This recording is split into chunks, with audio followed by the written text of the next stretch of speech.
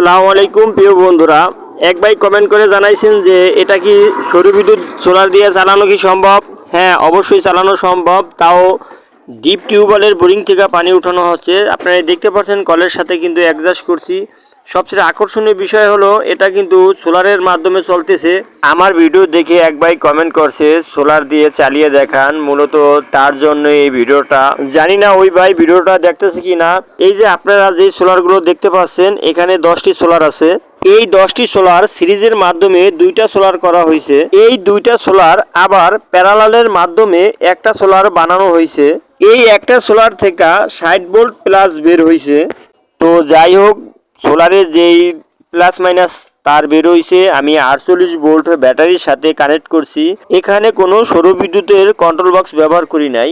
সোলারের তার ব্যাটারির সাথে সংযোগ দেওয়ার পর ব্যাটারি থেকে দুইটা তার বের করা হয়েছে। এই দুইটা তার কন্ট্রোল বক্সের যেই লাল কালো দুইটা তার থাকে ওই তারের সাথে সংযুক্ত করছি। ভ্যান চালাইতে যেই সংযোগগুলো দেওয়া থাকে, ভ্যান চালাইতে গেলে যেইভাবে মোটর ঘোরে ঠিক উল্টাভাবে ঘুরাইতে হবে মোটর। যদি আপনি একটু ব্যতিক্রমভাবে না ঘুরান তাহলে এই মোটরে পানি উঠবে না। ঘুরবে ঠিকই, কিন্তু পানি উঠবে না।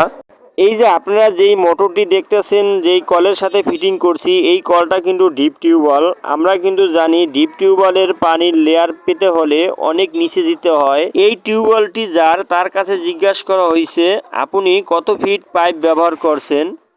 সে আমাকে বলল এই টিউবওয়েলের জন্য 1100 ফিট বোরিং করা হয়েছে। 1100 ফিটের ভিতর ভালো মানের পানির লেয়ার 720 ফিটে পাওয়া গেছে, তাই আমি 720 ফিট ব্যবহার করছি।